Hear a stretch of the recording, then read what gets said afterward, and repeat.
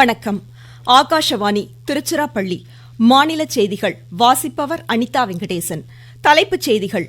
நாட்டு மக்களின் கடின உழைப்பால் நம் தேசம் முன்னேற்ற பாதையில் பயணிப்பதாக பிரதமர் திரு நரேந்திர மோடி பெருமிதம் தெரிவித்துள்ளார்.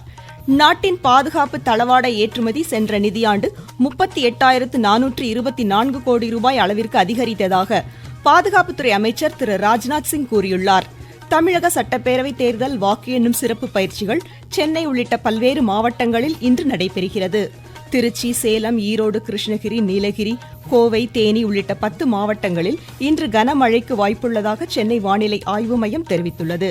சீனாவில் நடைபெறும் சேலஞ்சர் டென்னிஸ் ஆடவர் இரட்டையர் காலிறுதிக்கு ரித்விக் போலிப்பள்ளி, அர்ஜுன் காதே இணை முன்னேறியது. இனி விரிவான செய்திகள். எழுச்சியும் துடிப்பும் மிக்க குடிமக்களே நம் நாட்டின் மிகப்பெரிய வலிமை என்று பிரதமர் திரு நரேந்திர மோடி புகழாரம் சூட்டியுள்ளார்.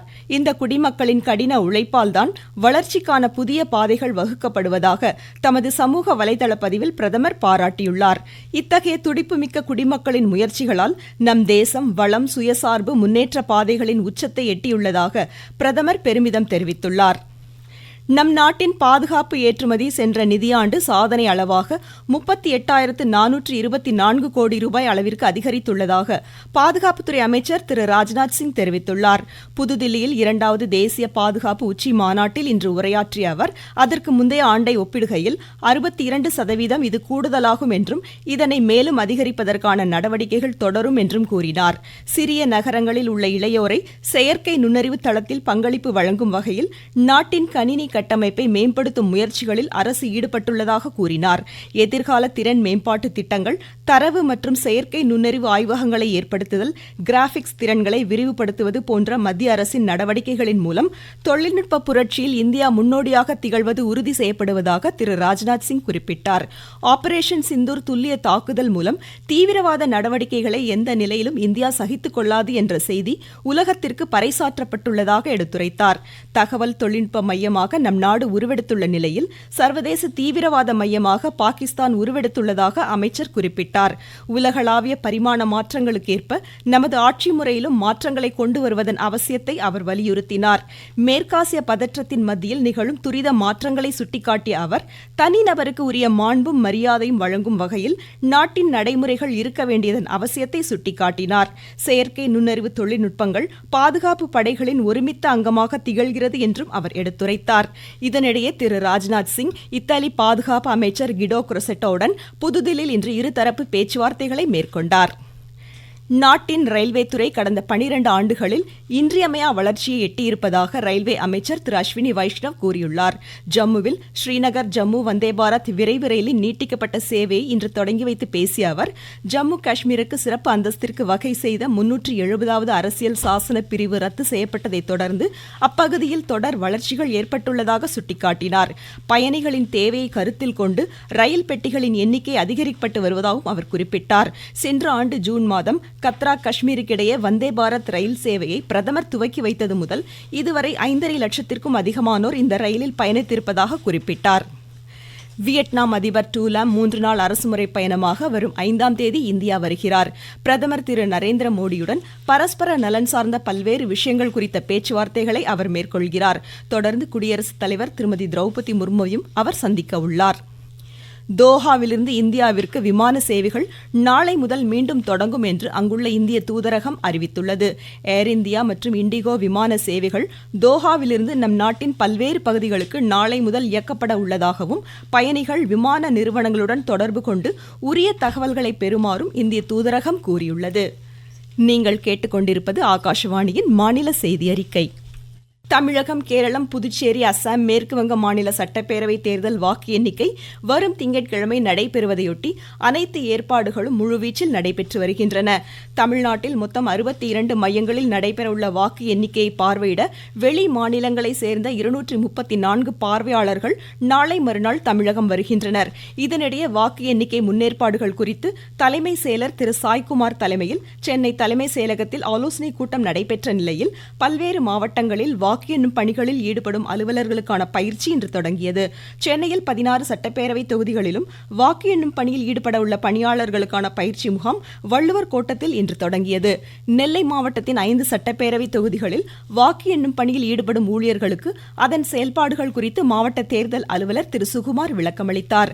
தருமபுரியில் செட்டிக்கரை அரசு பொறியியல் கல்லூரியில் வாக்கு எண்ணிக்கை நடைபெற உள்ள நிலையில் இப்பணியில் ஈடுபட உள்ள 432 பணியாளர்களுக்கான பயிற்சி முகாமை மாவட்ட தேர்தல் அலுவலர் திரு சதீஷ் இன்று தொடங்கி வைத்தார்.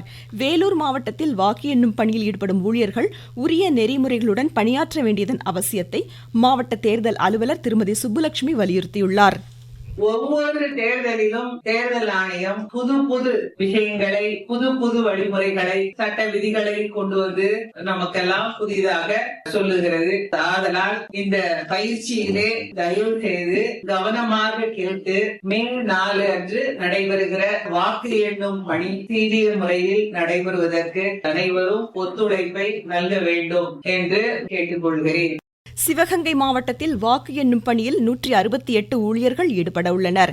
இந்நிலையில் தமிழகத்தின் பெரும்பாலான பகுதிகளில் இயங்கும் வெடிபொருள் விற்பனை கடைகள், கிடங்குகள் வரும் சனிக்கிழமை முதல் திங்கட்கிழமை வரை மூடப்பட வேண்டும் என்று அரசு உத்தரவிட்டுள்ளது. தமிழக சட்டப்பேரவை தேர்தலின் போது அரசியல் லாபத்திற்காக குழந்தைகளை பயன்படுத்தியதாக கூறப்படும் குற்றச்சாட்டின் பேரில் தவேக தலைவர் திரு விஜய்க்கு எதிராக நடவடிக்கை எடுக்க கோரி மாநில குழந்தைகள் பாதுகாப்பு நல ஆணையம் தமிழக காவல்துறை தலைமை இயக்குநருக்கு கடிதம் எழுதியுள்ளது. சமூக ஊடகங்களில் வெளியாகியுள்ள இது சார்ந்த வீடியோ படங்களை உடனடியாக அகற்றப்படுவதை காவல்துறை உறுதி செய்ய வேண்டும் என்றும் இந்த ஆணையம் வலியுறுத்தியுள்ளது. மேலும் இது தொடர்பாக தலைமை தேர்தல் ஆணையருக்கும் குழந்தைகள் பாதுகாப்பு ஆணையம் கடிதம் எழுதியுள்ளது. நாடு முழுவதும் வங்கிக் கடன் அட்டை வாடிக்கையாளர்கள் நிலுவைத் தொகையை திருப்பி செலுத்த நிர்ணயிக்கப்பட்ட கடைசி தேதிக்கு பிறகு 3 நாட்கள் வரை கூடுதல் கால அவகாசம் வழங்கி புதிய விதிமுறைகளை ரிசர்வ் வங்கி வெளியிட்டுள்ளது. நாமக்கல் மாவட்டத்தில் நாளை மே தினத்தை முன்னிட்டு மதுபான கடைகள் மூடப்பட்டிருக்க வேண்டும் என்றும் மீறுபவர்கள் மீது கடும் நடவடிக்கை எடுக்கப்படும் என்றும் மாவட்ட ஆட்சித்தலைவர் திருமதி துர்காமூர்த்தி எச்சரித்துள்ளார். தமிழ்நாட்டில் ரசாயன கற்கள் மூலம் செயற்கையாக மாம்பழங்களை பழுக்க வைக்கும் வியாபாரிகளுக்கு 5000 ரூபாய் அபராதம் விதிக்கப்படும் என்று உணவு பாதுகாப்புத்துறை எச்சரிக்கை விடுத்துள்ளது. சித்ரா பௌர்ணமியொட்டி திருவண்ணாமலை விழுப்புரம் இடையே 2 மார்க்கங்களிலும் இன்று முதல் 3 நாட்களுக்கு சிறப்பு ரயில் இயக்கப்படும் என்று தெற்கு ரயில்வே அறிவித்துள்ளது. இதேபோல் பல்வேறு பகுதிகளிலிருந்து திருவண்ணாமலைக்கு சிறப்பு பேருந்துகளும் இயக்கப்பட உள்ளன. கோடை விடுமுறையொட்டி சென்னை, எழும்பூர், கன்னியாகுமரி இடையே சிறப்பு ரயில் இன்றும் வரும் 3ஆம் தேதியும் இயக்கப்படுகிறது. தூத்துக்குடி அருள்மிகு சங்கர ராமேஸ்வரர் திருக்கோவில் சித்திரை தேரோட்டம் இன்று கோலாகலமாக நடைபெற்றதாக எமது செய்தியாளர் தெரிவிக்கிறார். பாகம்பிரியால் உடனுரை சங்கர ராமேஸ்வரர் திருக்கோவிலில் 10ஆம் திருநாளான இன்று தேரோட்டம் வெகு சிறப்பாக நடைபெற்றது. அலங்கரிக்கப்பட்ட தேரில் சுவாமி சங்கர ராமேஸ்வரர் பாகம்பிரியால் அம்பிகையுடன் எழுந்தருள சிறப்பு பூஜைகள் நடத்தப்பட்டன. மயிலாட்டம், ஒயிலாட்டம், பொய்க்கால் குதிரையாட்டம், கரகாட்டம், கும்மியாட்டம், கைலாய வாத்தியங்கள் நிகழ்த்தப்பட்டன. ஏராளமான பக்தர்கள் தேரோட்டத்தில் கலந்து கொண்டனர். தூத்துக்குடி மாவட்ட செய்தியாளர் ஏ. லக்ஷ்மணன். நெல்லை அருள்மிகு வரதராஜ பெருமாள் திருக்கோவில் சித்திரை பிரம்மோற்சவ திருவிழா இன்று கொடியேற்றத்துடன் கோலாகலமாக தொடங்கியது. இவ்விழாவின் முக்கிய நிகழ்வுகளான கருட உற்சவம் வரும் 4ஆம் தேதியும் திருத்தேரோட்டம் 8ஆம் தேதியும் நடைபெறும். மதுரை சித்திரை திருவிழாவின் சிகர நிகழ்ச்சியான கள்ளழகர் வைகை ஆற்றில் இறங்கும் வைபவம் நாளை நடைபெறவுள்ள நிலையில் எதிர் சேவை நிகழ்வு 3 மாவடியில் இன்று நடைபெற்றது. வளிமண்டல காற்றழுத்த தாழ்வு பாதை காரணமாக கிருஷ்ணகிரி, தருமபுரி, சேலம், நாமக்கல், திருச்சி, ஈரோடு, திருப்பூர், நீலகிரி, கோவை, தேனி மாவட்டங்களில் இன்று கனமழைக்கு வாய்ப்புள்ளதாக சென்னை வானிலை ஆய்வு மையம் தெரிவித்துள்ளது. நீலகிரி, கோவை, ஈரோடு, திண்டுக்கல் உள்ளிட்ட 6 மாவட்டங்களில் நாளையும், சிவகங்கை, விருதுநகர், மதுரை உள்ளிட்ட 8 மாவட்டங்களில் நாளை மறுநாளும் கனமழைக்கு வாய்ப்புள்ளதாக இம்மையம் கூறியுள்ளது. சீனாவில் நடைபெறும் சேலஞ்சர் டென்னிஸ் ஆடவர் இரட்டையர் காலிறுதிக்கு இந்தியாவின் ரித்விக் பொல்லிப்பள்ளி, அர்ஜுன் கதே இணை முன்னேறியது. காலிறுதிக்கு முந்தைய சுற்றில் இந்த இணை சீன இணையை 6-1, 6-1 என்ற நேர் செட்களில் வென்றது. பிற காலிறுதிக்கு முந்தைய சுற்று ஆட்டங்களில் சாஹித் மைனேனி, ராம்குமார் ராமநாதன் இணையும், கலியாண்டா பூனாச்சா, தாய்லாந்தின் ஐசாரோ இணையும் இன்று களமிறங்க உள்ளன.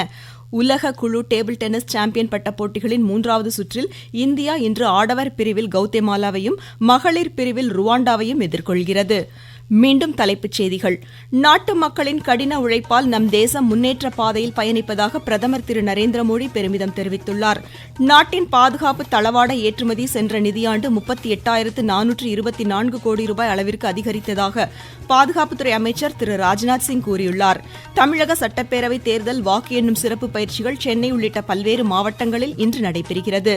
திருச்சி, சேலம், ஈரோடு, கிருஷ்ணகிரி, நீலகிரி, கோவை, தேனி உள்ளிட்ட 10 மாவட்டங்களில் இன்று கனமழைக்கு வாய்ப்புள்ளதாக சென்னை வானிலை ஆய்வு மையம் தெரிவித்துள்ளது. சீனாவில் நடைபெறும் சேலஞ்சர் டென்னிஸ் ஆடவர் இரட்டையர் காலிறுதிக்கு ரித்விக் புல்லிப்பள்ளி அர்ஜுன் கதே இணை முன்னேறியது. இத்துடன் இந்த செய்தி அறிக்கை முடிவடைந்தது.